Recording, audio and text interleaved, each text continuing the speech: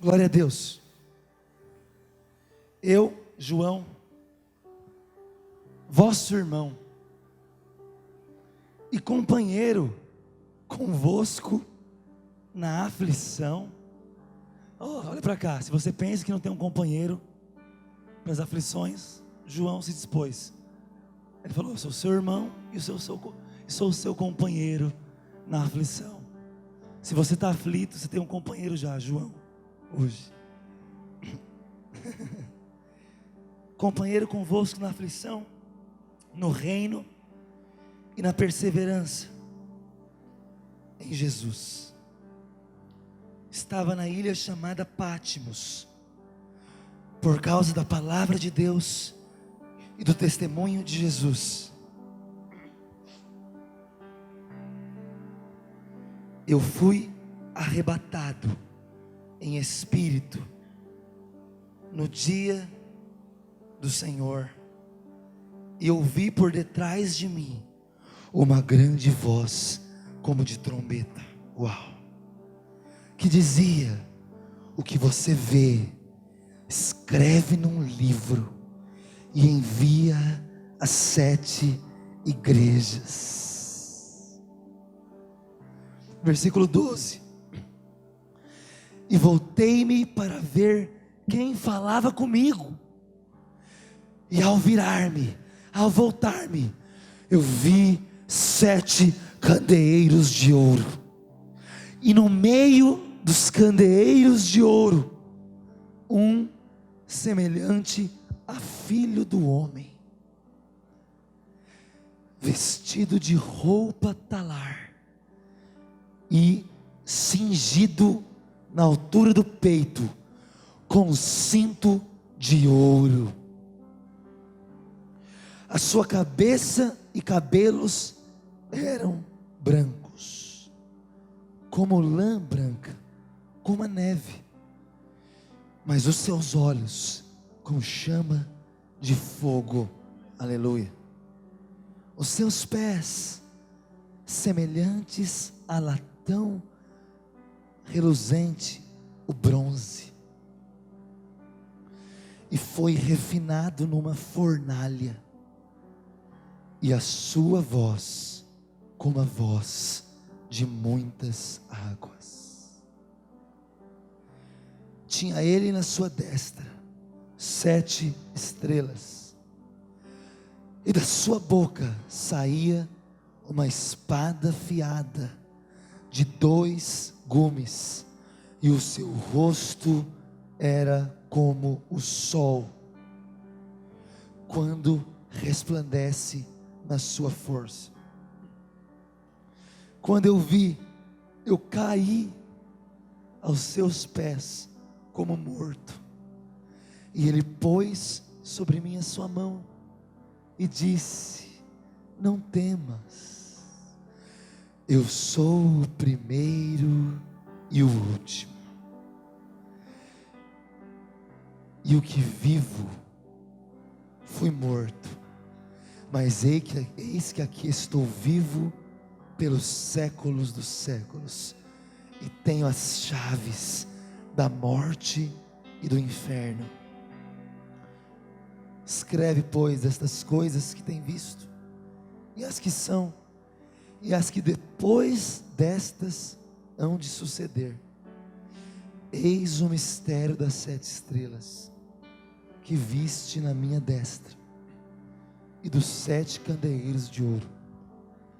As 7 estrelas são os anjos das 7 igrejas, e os 7 candeeiros são as 7 igrejas. Interessante que, quantos querem ver Jesus aqui? Diga amém. Quantos querem ver Jesus aqui? Diga amém. João tinha aproximadamente 100 anos aqui. Diga uau. E não estava na época lá de Matusalém, Abraão, que com 100 anos o cara estava ainda suave, o cara estava fortão.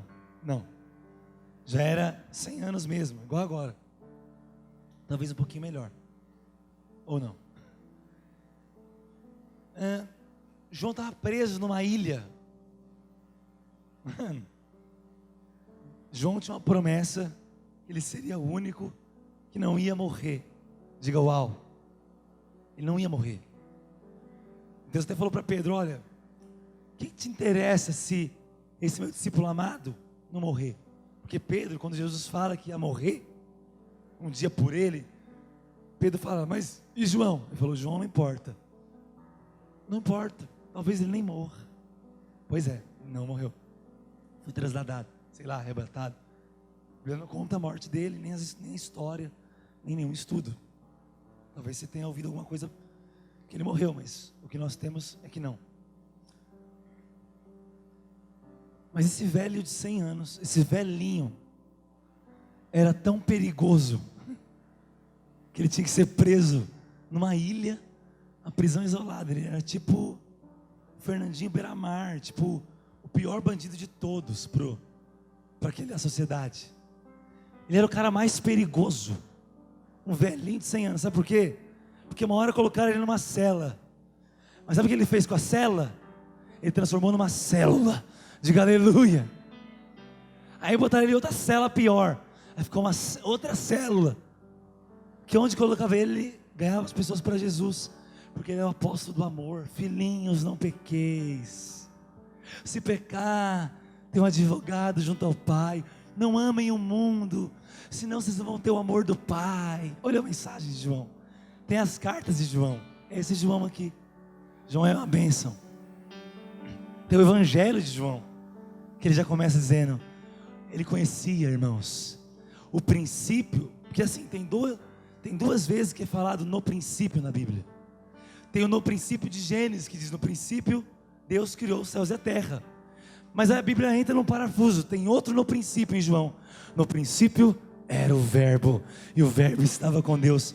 Moisés teve a revelação do princípio do tempo, mas o princípio de João 1:1 é muito mais antigo do princípio de Gênesis 1:1, porque no princípio Deus não criou nada, Ele era o verbo, e o verbo estava com Deus, e o verbo era Deus. João tinha a revelação do princípio, aleluia. João era embaçado, velho, e perigoso. É tão perigoso que fala: mano, vamos botar esse cara numa ilha, porque se colocar ele com alguém, ele vai ganhar o carcereiro, ele vai ganhar todo mundo para Jesus. Ele é um perigo, ele é um inimigo do Estado. Sabe por quê? Porque ali era o Império Romano, e no Império Romano a base de tudo que existe era rei e escravo. Era um senhor e os escravos. Mas veio um tal de povo de Deus, de cristãos, que vieram falar que tinha um outro rei, e agora César não era mais rei, porque Jesus é o rei dos reis. Falou: esse cara é perigoso, ele era o inimigo do Estado, vai para a ilha. Cara, ele tinha 100 anos de vida, e pelo menos 80 e poucos anos de ministério, jubilado várias vezes já, tinha umas 3 aposentadorias de várias igrejas. Brincadeira, não tinha salário não. O cara tinha 80 anos de ministério, porque os estudiosos dizem que aos 17 a 19 anos que ele se converteu a Jesus e começou a andar. Já tinha quase 100. Pense em 80 anos de ministério. A maioria aqui não tem 40 anos de vida, a maioria não tem 20. Mas como eu sei que alguns passaram do 30, eu quis ser generoso. Desculpa. Mas nós não temos, eu e você não temos noção.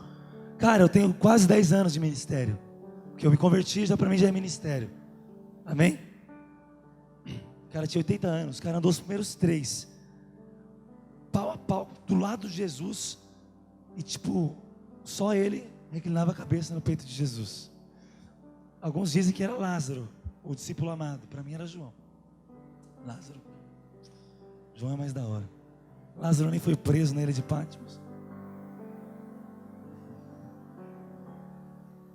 Prefiro achar que é João. Mano, isso, depois de todos os outros anos, foi sendo perseguido, plantando igreja, ministrando, cuidando, amando, escrevendo o evangelho, escrevendo as cartas. Tipo, ele viu todos morrerem, viu a próxima geração morrer, e o tiozão estava lá, mano, inimigo do Estado. Já morreu todos, falta um, ninguém pega o velho. que ele tem? Ninguém sabe. Alguma coisa ele tem.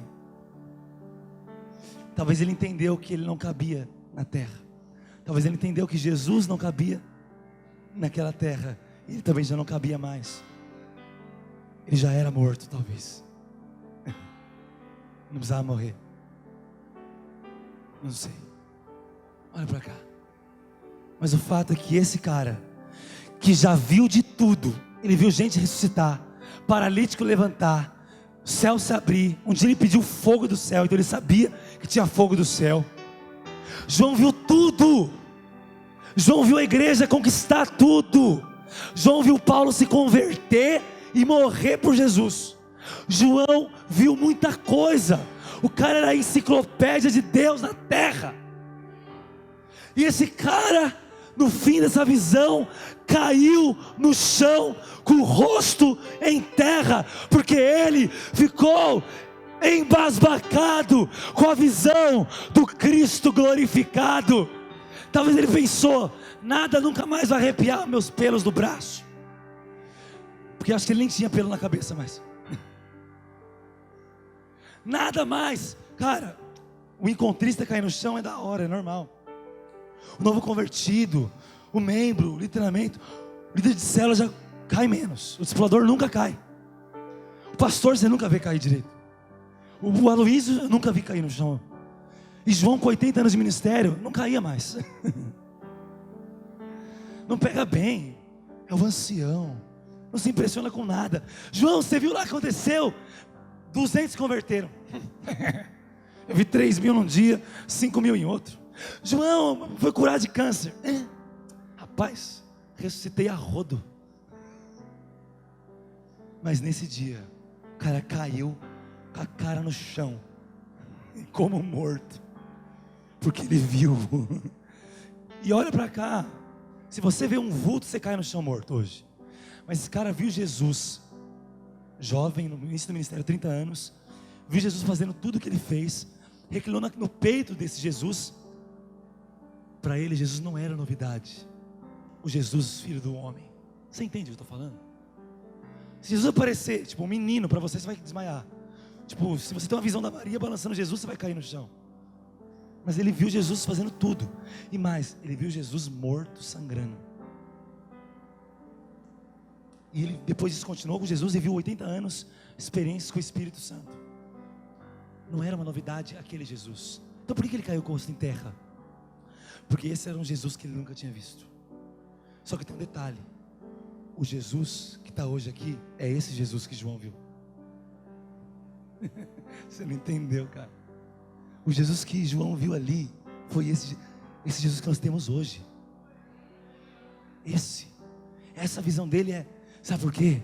Porque o texto começa falando que ele ouve uma voz, e quando ele olha uma voz, ele não vê Jesus, ele vê 7 candeeiros de ouro. Sabe o que é 7 candeeiros de ouro? É a igreja. No final do texto ali, ele explica. E sabe quem estava no meio da igreja? Alguém semelhante a homem. E aí ele descreve, sabe por quê? Esse Jesus está no meio dos candeeiros. Nós somos o candeeiro. Esse Jesus glorificado não está nas ruas, ele não está nos montes, ele não está no céu. Esse Jesus, segundo essa visão, está no meio do candeeiro. Ele está na igreja, ele é visto em nós. Em meio à igreja está a glória desse Jesus. Isso é poderoso. Quando ele fala, tudo que você ouvir, escreve e manda para a igreja. Não falou manda para a ONU, não falou manda para Dilma, não falou manda para o presidente, não falou manda para instituições, não falou manda para quem você quiser, não. Manda só para uma instituição, manda para a igreja. Detalhe, a igreja não tinha prédio naquela época ainda, mas a carta é para a igreja. Não é para nada a não ser a igreja. Não manda para o museu esse livro. Não manda para os lugares mais belos da terra. Não manda para os mais ricos. Não manda para os reis. Dane-se César, dane-se o Império Romano, dane-se tudo, manda para a igreja, porque eu quero falar com a igreja, porque eu estou na igreja, porque meu corpo é a igreja, porque minha noiva é a igreja. Se tem algo que presta nessa terra, é a igreja. Se tem algo que eu dou a minha vida, é pela igreja. Se tem algo que vale a pena, é a igreja. Só tem duas coisas que vão permanecer de tudo que você vê hoje aqui: Cristo e a igreja, o corpo e a cabeça, o noivo e a noiva. Manda a carta para a igreja. O semelhante a homem, com olhos de fogo, está no meio da igreja. Você não vai ver Deus em outro lugar, a não ser na igreja. O mundo não precisa ver um crente, o mundo precisa ver a igreja, a família, a célula. E isso não é a igreja, esse culto. A célula é a igreja. A célula é a maior definição de igreja para nós. Muito mais do que esse culto, muito mais. Que aqui você vê uma pregação, mover, ainda Jesus parece que cabe aqui. Eu quero dizer que a nossa visão que Deus deu das células ainda também é pouco. A visão poderosa é que Ele está no candeeiro. E se Ele, eu vou descrever Ele para você, é tudo isso que está escrito aqui, Ele não cabe num prédio. Então os 7 candeeiros não são 7 prédios, é o corpo de Cristo. Você e eu e você e o seu irmão, nós, Cristo está em nós, a glória está em nós, o mundo verá a glória de Deus através de nós. Mas pasme-se, você pode ter uma experiência pessoal de ver esse Cristo glorificado, porque isso aqui são alegorias, são princípios, são símbolos. Eu quero falar sobre eles. Você vê o quanto Ele é formidável, o quanto Ele é glorioso, o quanto Ele é poderoso, o quanto Ele é grande, o quanto Ele é santo.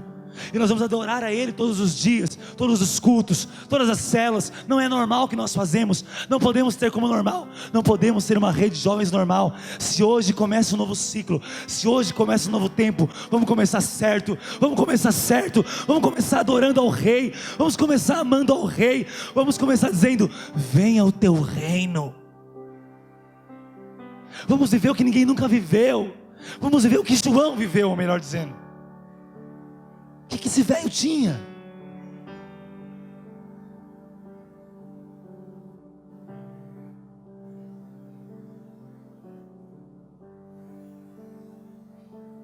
Deus fez isso chegar até aqui, cara. Não foi para João essa experiência. É isso que eu quero te falar. Essa experiência, se fosse para João, não precisava estar na Bíblia. Essa experiência é para você. Você, desviado, de férias, firme, líder, seja o que você quiser, não tem diferença, não tem grego, não tem judeu, é para você. Restaurarei o tabernáculo caído de Davi, porque eu quero intimidade, porque o véu rasgou, eu quero me mostrar o Cristo glorificado. Aleluia.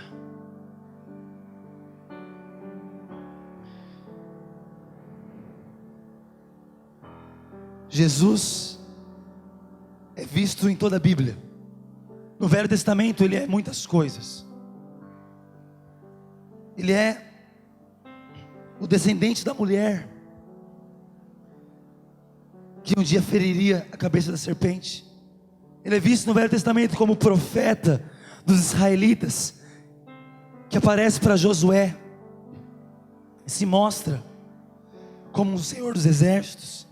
Ele é o 4º homem que aparece na fornalha. Ele é o pão vivo para os apóstolos. Ele é a fonte de água viva para a mulher samaritana. Ele é o Filho do homem que aparece como homem. Um dia Jesus foi ali o maná, um dia Ele foi ali a arca. Jesus foi muitas coisas na Bíblia. Jesus teve muitas prefigurações. José foi um tipo de Jesus. Em certo momento José era um Jesus. Eu falo do José lá do Egito, do Velho Testamento. Em certo momento Isaac representou Jesus. Jesus teve algumas imagens ao longo da história humana.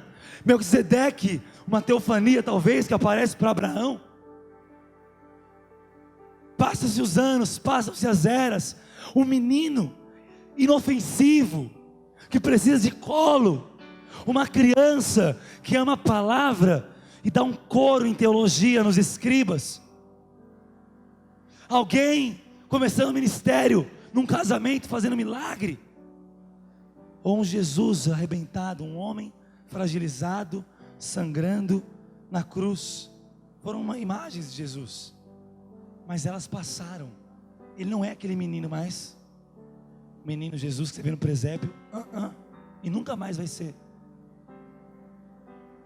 Ele não é aquele Cristo na cruz morto. É por isso que nós não temos aqui um crucifixo com ele morto, porque aquilo é passado. Ele não é uma alegoria do Velho Testamento mais. Ele não é uma sensação no culto mais. Ele não pode ser uma música mais. Ele não pode ser um sermão mais. Porque agora ele é isso. Ele é alguém vivo, glorificado, que é semelhante a Filho do Homem. Glorificado, forte, poderoso, juiz. Ele tem na mão a chave da vida, da morte e do inferno. Que tipo de gente é essa? O tipo de Cristo que mora em mim e em você. O tipo de Cristo que está em meio aos candeeiros. O Cristo da igreja de Jesus é o Cristo glorificado. Não é um Cristo inofensivo, não é um Cristo menino, não é um Cristo alegórico, é o Cristo glorificado, que tem a chave da vida, que salvou um dia, que faz milagres, que opera maravilhas, que transforma o homem. Esse é o Jesus que você e eu adoramos. Essa é a nova imagem de Jesus. Os evangelhos relatam o antigo Jesus. Aquele foi por um tempo, ele se fez carne, mas não é carne. E passou como carne, ele venceu, mas aquela carne também morreu. Mas ele não morreu, ele ressuscitou.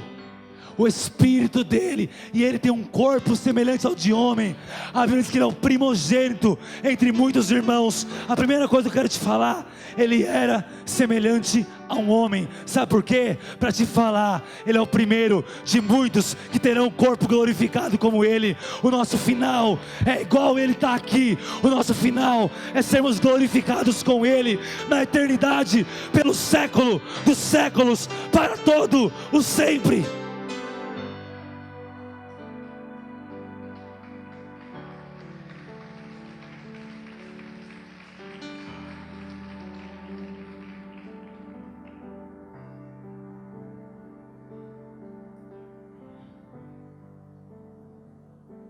Ele é semelhante ao homem, porque ele é aqui o que você vai se tornar amanhã.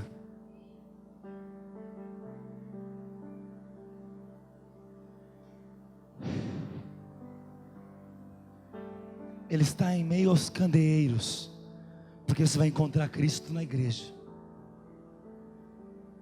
Não fuja da igreja, não fuja do corpo de Cristo. Você vai perceber que os princípios que eu vou falar aqui são princípios da característica de Jesus, que acontece com você na igreja. São características de Jesus, que são características de coisas que acontecem com você, quando você cai de cara na igreja. Aí você se espanta e quer sair, mas isso é o Cristo glorificado, porque Ele está na igreja. Ele está, Ele habita em nós. Segunda coisa, Ele tem um cinto de ouro na altura do peito. Isso era semelhante e quase igual à roupa do sacerdote. Isso significa que ele tem ainda, hoje, como glorificado, à destra do Pai, uma função sacerdotal. Sabe o que o sacerdote, que quando tinha esse cinto de ouro no peito, fazia como mais importante? Porque aqui tem o quê? Aqui não tem um tabernáculo, tem só os candeeiros. O que o sacerdote fazia? Ele limpava as lamparinas, os candeeiros, e mantinha as lamparinas com óleo, para manter acesa o tabernáculo. Sabe o que ele faz hoje? Ele fica passeando na igreja, como sacerdote, quando falta óleo em alguém, quando está faltando vida, quando está faltando experiência com o Espírito Santo, quando está faltando Deus num culto, ele vem limpar, e vem tacar óleo, para a chama acender de novo. Sabe por que muitas vezes você não aguenta a igreja? Porque quando você fica sem óleo, alguém vai te confrontar, você vai se sentir fora do mover, aí você vai querer sair da igreja. Não, aí que você fala: Deus, põe mais óleo, que eu quero brilhar, porque eu sou o candeeiro de ouro. Ele tem a função sacerdotal de passar por nós e ver. Todas as vezes que faltou unção em mim, eu vi esse Jesus glorificado, ou trazer um profeta, ou trazer um sonho, ou fazer alguma coisa para me tocar, para colocar óleo de novo, porque continuamente o meu altar tem que pegar fogo.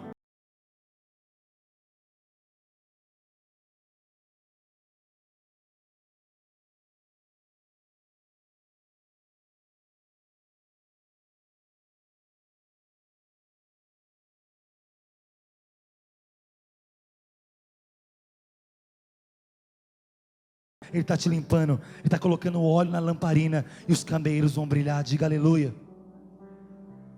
Mas a sua cabeça e cabelos são brancos como a lã branca, e como a neve. Quando Jesus veio na terra, seus cabelos eram negros, que apontam para a força, para o propósito, para o tempo em que você faz a obra de Deus. Mas aqui, esse Jesus glorificado não tem mais os cabelos assim. Aquela função acabou. Ele é alguém de cabelos brancos. O que aponta alguém de cabelos brancos? Manso, sábio, conselheiro. Sabe como eu sei disso? Porque no meio dessa visão doida, glorificado, bicho pegando, fogo para cá, bronze reluzendo para cá, João cai que nem um doido nesse ambiente pirotécnico de visão sobrenatural. Esse Jesus faz assim: ei João, não temas. É os cabelos brancos do consolo. É os cabelos brancos daquele cara que sabe, já passei por isso. Porque ele foi tentado em tudo, ele venceu em tudo. Ele fala: ó, já passei por isso. Já passei por isso. Eu já fui abandonado, eu já fui traído, eu já fui cuspido, eu vi minha humanidade que eu amo tanto se corromper. Eu morri pelos que não me procuravam, eu busquei pelos que não me achavam. Mas agora eu tenho cabelos brancos, eu não preciso mais de força. Eu tenho a minha igreja na terra. Eu só preciso ser a cabeça pensante. Eu só preciso ser o sábio consolador.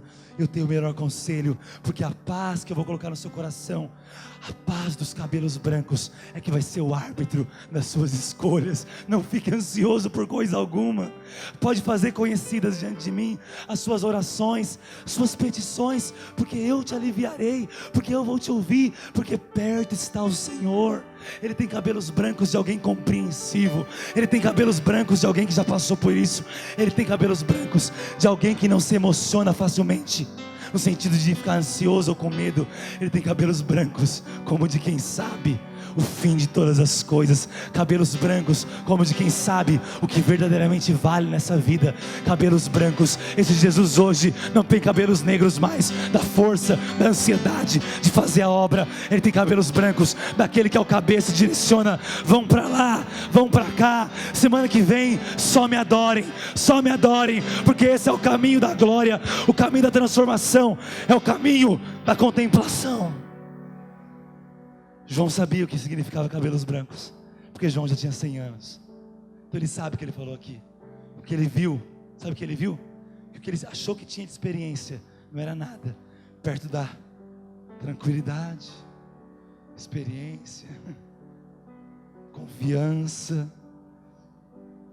Cara, quem é a pessoa que mais te inspira confiança na vida? Mais experiente. Pensa em alguém. Pensa.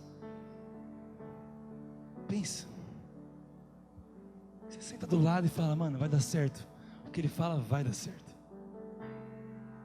Seu avô, seu pai, seu pastor. Isso aponta para cabelos brancos. Ele está aqui hoje para te aconselhar, para te consolar. Pega na mão de quem está do seu lado e aperta. Ele está no meio do candeeiro. As mãos desse que está do seu lado são as mãos daquele que tem cabelos brancos, que diz: não importa o que aconteça, eu estou contigo até a consumação dos séculos.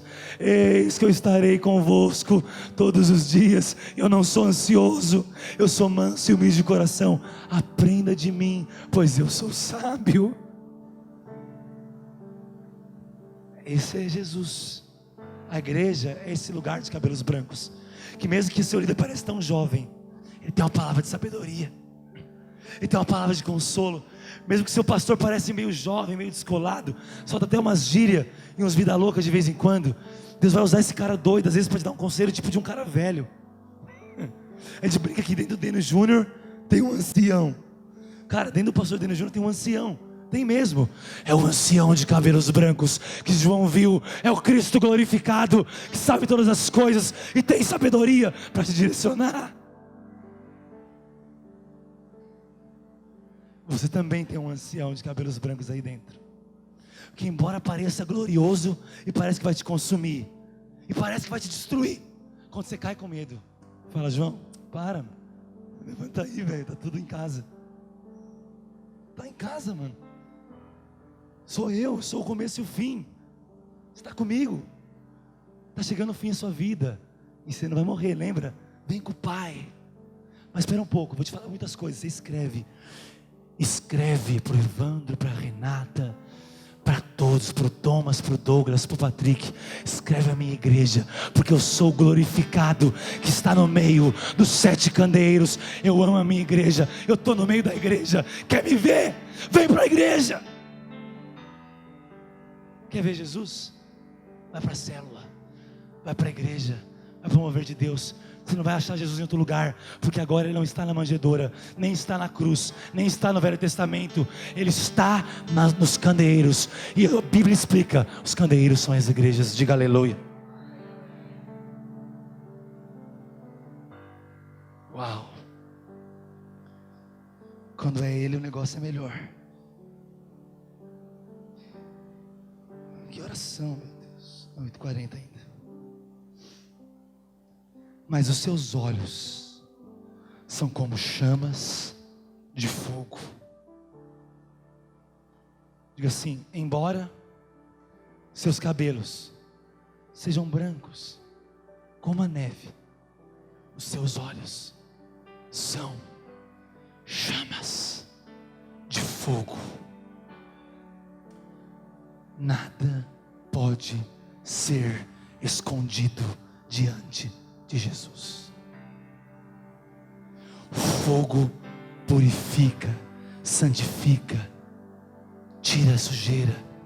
O fogo ilumina para que possa ser tudo visto e enxergado. Se tem um lugar que você não vai conseguir se esconder por muito tempo, é na igreja, porque os olhos dele estão aqui, e os nossos olhos são os olhos dele. Você pode enganar as pessoas, você pode enganar os benignos líderes que sempre esperam o melhor de você, mas não vai durar muito tempo, porque aquilo que é feito e oculto, quando vem para a igreja, é jogado no telhado, porque ele tem olhos de fogo para santificar, para expor, com um único propósito: porque te ama e quer te aperfeiçoar. A igreja não é um lugar de mentira, a igreja não é um lugar de hipocrisia, a igreja não é um lugar de pecado, a igreja é um lugar de pureza, santidade, transparência. Não é pecador, não é santo aquele que nunca peca, é santo aquele que sempre se limpa, porque ele sempre está diante do glorioso, que tem como olhos chamas de fogo. E quando ele olha para você, não tem o que esconder.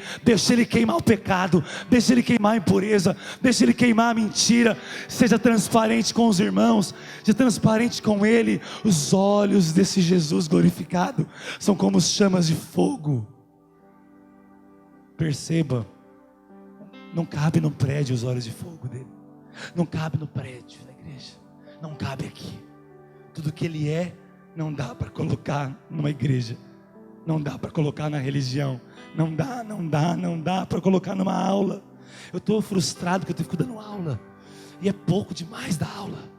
Eu achava que era alguma coisa da aula é pouco demais, pregar é pouco demais, até casar é pouco demais. Ele é tudo em todos, ele é pleno, ele é profundo. Não dá para conhecer ele com uma coisa só. Tem que casar, dar aula, pregar, fazer célula, adorar, orar, jejuar, ler a Bíblia 21 dias, 1000 dias, e ainda vai ser pouco, porque os olhos como chamas de fogo olham todas as coisas, te mostram todas as coisas e te purifica do mais sujo pecado.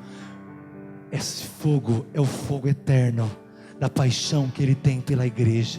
e a paixão que Ele tem para a igreja, proclamou o decreto: a minha noiva será sem ruga, será sem mácula. Mesmo que você tenha visto uma igreja corrompida, mesmo que você tenha visto uma igreja suja, mesmo que você ache tudo isso, a promessa que está sobre ela é que ela será tal qual Ele é. Ela casará com o Cordeiro, nas bodas do Cordeiro. Eu e você fazemos parte da igreja. Se essa carta é para a igreja, é porque Ele acredita na igreja, é porque nós acreditamos na igreja, é porque nós somos a igreja. E a igreja pode ser o que for, podem falar o que for, mas quem olha ela é aquele que tem olhos como de fogo. Se eu andar com a minha esposa e um homem mexer com ela e olhar para ela, eu vou olhar para ele, mas não vai acontecer muita coisa com ele, porque eu só posso talvez encarar ele. Mas quando alguém mexe com a igreja, quem olha para ela, para esse que mexeu, é o marido da igreja. E o marido da igreja não tem bons olhos como os meus, são olhos como chamas de fogo. Quando ele olha para o inimigo fugirá, o inimigo derreterá, porque o olhar dele arde em ciúmes, o bom ciúmes, o zelo, porque Jesus disse: o zelo pela minha noiva me consumirá. Ele tem olhos como chama de fogo.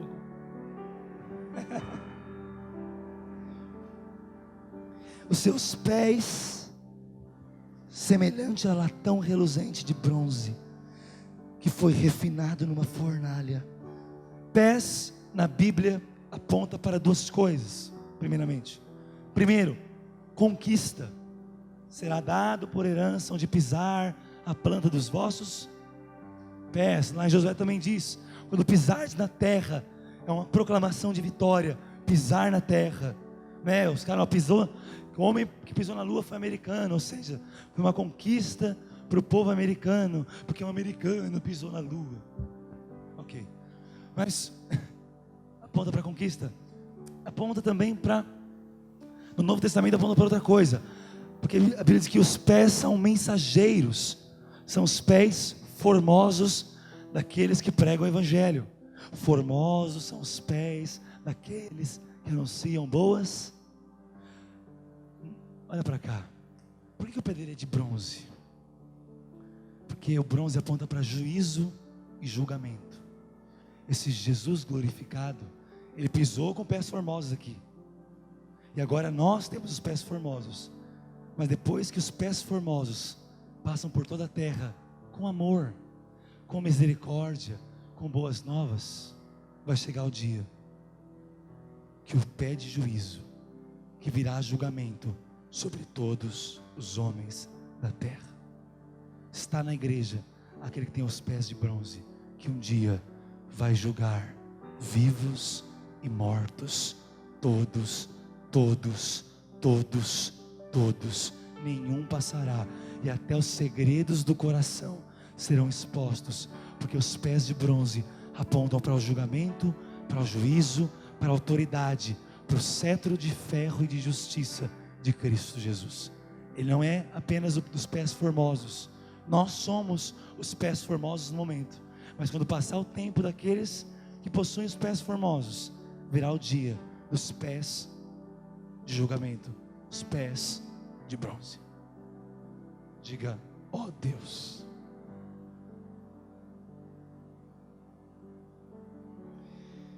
Ok. Depois disso,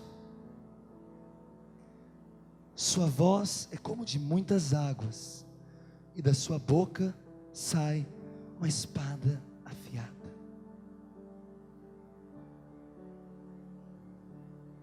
O que é voz de muitas águas, pastor?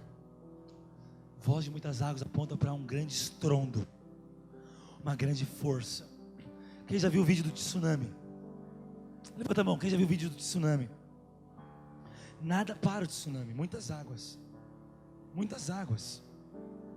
Eu trabalhava em alto mar, eu pegava helicóptero e era 40 minutos de helicóptero para dentro, para o oceano, não imerso, mas tipo sentido África. E aí eu descia na plataforma da Petrobras, e eu lembro que à noite eu ficava ouvindo o barulho do mar, aquelas ondas batendo. Agora imagina a voz de muitas águas. Isso nos fala que está aqui, está na igreja, aquele que fala e tudo se abala, aquele que um decreto só é suficiente para libertar dos cativeiros. Certa feita, o apóstolo Paulo estava com Silas na prisão, e eles estavam ali, pareceu que subjugados pelos homens, mas eles começaram a louvar a Deus. A adoração, se não cabe no prédio da igreja, também não cabe numa cela, porque a voz de muitas águas derrubaria essas paredes. Como Deus não quer derrubar essas paredes, não tem graça para Deus derrubar essas paredes. Ele falará como voz de muitas águas aonde a igreja estiver. Isso aponta que tudo será abalado, as prisões serão rompidas, as doenças fugirão, os demônios correrão, a miséria correrá. Quando Ele fala, tudo tem que escutar. Habita em você aquele que quando fala, as muitas águas assombram, transformam, mudam. Esse é o nosso Jesus. Você pode proclamar. Quando Paulo e Silas adoraram a Ele, eles viram o efeito que é as muitas águas. A cela tremeu, as correntes quebraram, ali virou uma célula. Célula vira célula, aleluia. E a igreja avançou.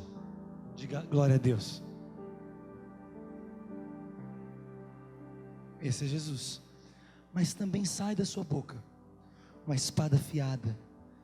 A Bíblia fala que essa espada afiada, ela é mais cortante, e ela separa a alma do espírito,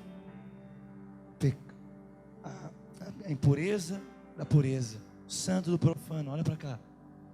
É na igreja que tem a palavra afiada de Deus, que vai te confrontar, que vai separar o que é da sua carne, da sua alma e do seu espírito. É bom procurar conselho, mas acredite, toda vez que você procurar o corpo de Cristo para se aconselhar, você vai receber a espada. É a bênção, a espada. Ela vai separar, você vai perceber que caminho. É a palavra. Juntas de medulas são separadas, apta para discernir pensamentos e propósitos do coração, útil para o ensino, para a correção, para admoestar, para encorajar, para direcionar. Jesus tem a boca, da boca dele sai uma espada afiada. Isso aqui é tudo alegórico. Não era um homem com uma espada. Isso é como João conseguiu descrever segundo a Bíblia, porque ele sabia que isso viria como Bíblia, com a simbologia. Como ele era mesmo, não dá. Nós vamos ver um dia. Espero ver. Dá para ver, cara. E João viu. Dá para ver antes de morrer, talvez. Quantos querem ter essa experiência um dia? É possível. É possível. Eu posso ter um dia. Se eu tiver, eu vou te contar, acredite. Vou contar para todo mundo, inclusive. Vou me achar. Ou não. Ou vou querer, eu vou cair morto. Sei lá, estou falando besteira já. Deixa eu voltar para a palavra. Eu estou falando bobeira. Olha para cá. É na igreja que tem uma espada afiada, que vai separar o santo do profano. Não dá para viver uma vida dupla do candeeiro de ouro. E não é por causa do candeeiro, é porque no candeeiro de ouro tem aquele que é semelhante ao homem, cujos olhos são de fogo, cuja voz é de muitas águas, e sai uma espada afiada. Não dá para fazer parte da igreja e não aprender a lidar com a espada da verdade. Maneje bem a palavra da verdade. Não pode com ele? Una-se a ele. Ele não vai abrir mão do padrão. No candeeiro tem o semelhante ao homem. Em meio a esse semelhante ao homem que é Jesus, tem lá uma espada. Não dá para querer o cabelo branco sem ter a espada. Todo mundo gostou do cabelo branco, né? Aí eu falei do olho, o bronze, vai julgar.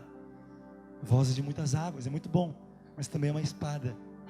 Porque mesmo que ele traz vitória na sua vida, quando ele proclama sobre ti, ele também proclama sobre você a espada que te transforma e quer te mudar. Quantos querem ser transformados por Deus? Diga amém. Por fim, sua face era como um sol, resplandecia completamente. Aleluia. Diga, resplandecia completamente. Diga, completamente. Queria chamar os irmãos da canção aqui do louvor. Nós vamos encerrar.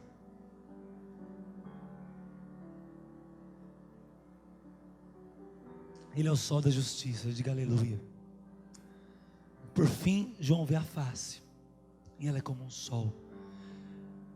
Olha para cá, no Velho Testamento, Moisés às vezes brilhava o rosto, mas desvanecia. Aquela luz, porque ele contemplou o sol de longe.